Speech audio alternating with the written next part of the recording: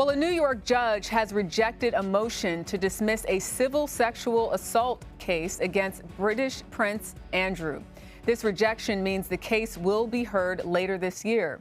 Virginia Giuffre is suing the Duke of York, claiming he sexually abused her when she was just 17 years old.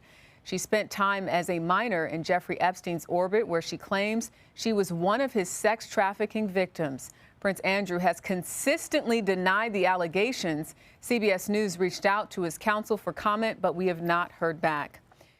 CBS News foreign correspondent Charlie D'Agata joins me now with the latest. Charlie, what arguments did Prince Andrew's legal team make, and what should we expect next? Well, Jerika, Prince Andrew's legal team had hoped that a settlement that Jeffrey Epstein made with Virginia Giuffre back in 2009 for $500,000 that would protect other potential defendants would include Prince Andrew, too. But today, that judge ruled that does not cover Prince Andrew. As you said, he's accused of sexual assault, which he has repeatedly and vehemently denied. Now, none of the options are great. Now, he can try to appeal, which is going to be difficult for obvious reasons. He can ignore it and default, and it will be judged against him. He could try to fight it, which would mean dragging himself and the royal family, by association, through even more mud. And, of course, that would pile up costly legal fees. Or he could try to settle it out of court. But lawyers here say that would be a substantial cost, too, simply because Ms. Giuffre has got him over a barrel. We need to remember this is a civil case. It's not a criminal case. So one thing he would not be facing is the threat of prison.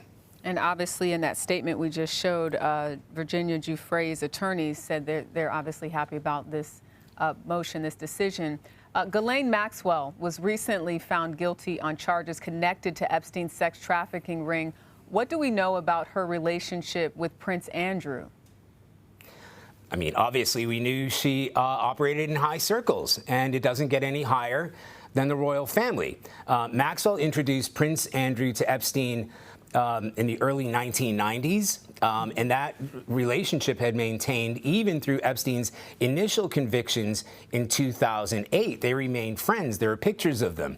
Right. There are even pictures of Maxwell and Epstein hanging out in the Queen's estate of Balmoral in Scotland. That's where Prince Andrew entertained the couple and allegedly, I say allegedly, a number of young female guests in 1999. So we're really talking about a close relationship going back maybe 30 years. And of course, the allegations are that the sex trafficking that she's guilty of would, of course, have involved introducing young women to Prince Andrew, too. Again, we repeat, the prince denies any wrongdoing. You know, Buckingham Palace released a statement saying they would not comment on Prince Andrew's case. No surprise there. But what has the overall reaction and tone been from people in the UK? Well, I mean, the British public and the media have been following this scandal since the Epstein case broke, however many years ago, and it's all over the news here now.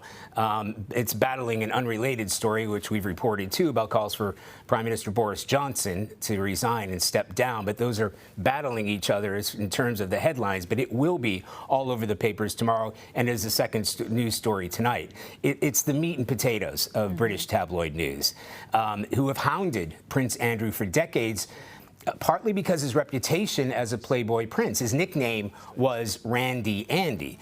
But of course, these allegations of sexual assault are far more sinister. It's no surprise, it shouldn't be a surprise, that Buckingham Palace has chosen to comment by saying no comment. It's a stain on the royal family.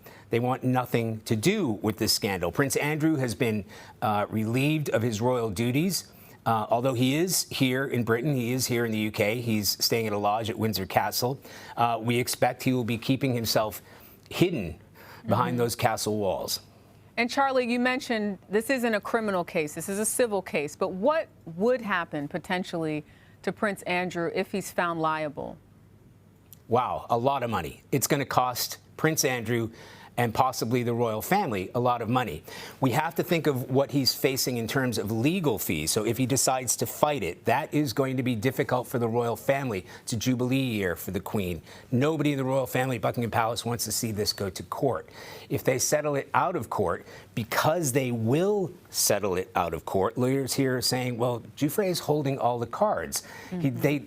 She knows that he doesn't want to be dragged through the courts. He doesn't want to put in these depositions. He doesn't want to drag his own reputation and the reputation by association of the royal family with details that they'd really rather not share about his activities and, again, by association, the activities of the royals. What might be interesting here, and we'll call into question, I guess we always think that the royals are just hugely loaded and they can just go to the well whenever they need money. This is going to be costly, and he may have to lean on the royal family and the Queen herself in order to pay for these legal fees and what might be crippling civil damages.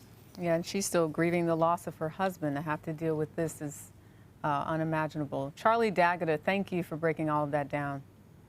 Thanks, Trika.